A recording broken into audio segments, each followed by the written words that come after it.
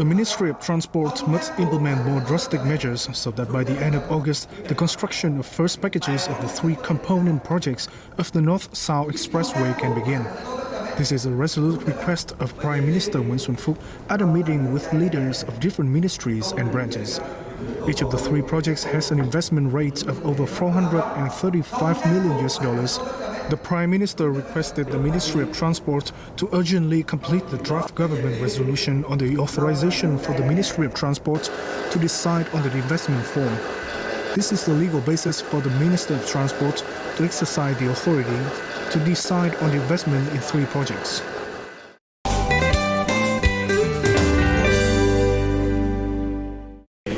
External activities should be held online more frequently in the context of COVID-19.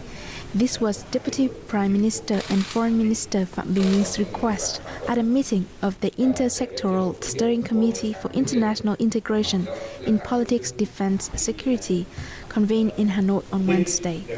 The Deputy Prime Minister ordered authorities and localities to resolutely and persistently resist against activities that violate Vietnam's national sovereignty and undermine the administration in the pretext of democracy, human rights, and religious issues.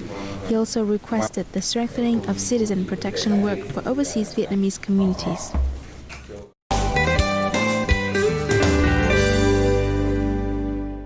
The government will be preparing resources to help businesses maintain the production capacity of key industries. This was confirmed by Prime Minister Nguyễn Phúc at a meeting with the National Advisory Council on Financial and Monetary Policies regarding solutions for economic recovery after the pandemic. Pointing out that there will still be latent risks for the economy, Prime Minister Nguyễn Phúc said that fiscal and monetary tools and policies should be governed in a more proactive and flexible manner from now until the year's end to maintain macroeconomic stability and to boost growth. He asked ministries to advise the government about special policies, especially for new fields and new trends in production and in consumption.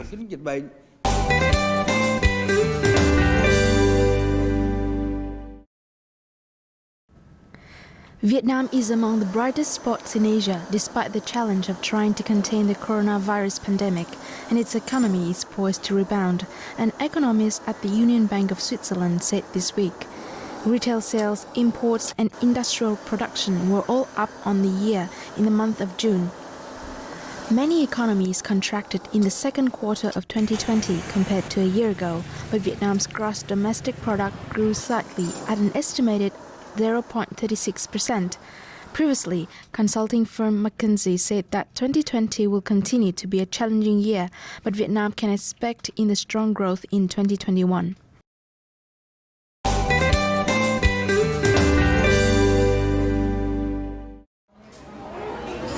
The 4th flight to bring Vietnamese citizens stuck in the U.S. due to COVID-19 pandemic took off on Thursday. The 346 Vietnamese citizens returning home on the flight are mainly students.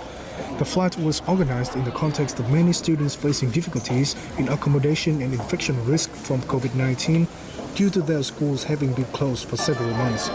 Meanwhile, a representative of Vietnam Airlines said that the airline is expected to make 3 to 5 more flights from the U.S. to Vietnam for the rest of July and August, taking off from San Francisco, Houston, and Washington, D.C.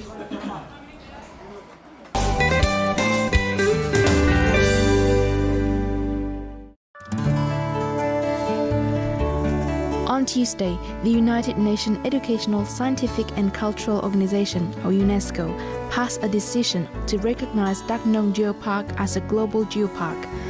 The geopark has 65 geological heritage sites, including nearly 50 caves with a total length of more than 10 kilometers, with craters and waterfalls.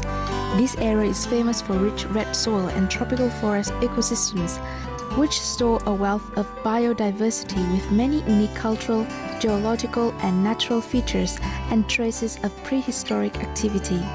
With this recognition, Đắk Nông Geopark becomes the 3rd global geopark in Vietnam after Đồng Văn Plateau, Hà Giang Province and Non Nước Cao Bằng in Cao Bằng Province.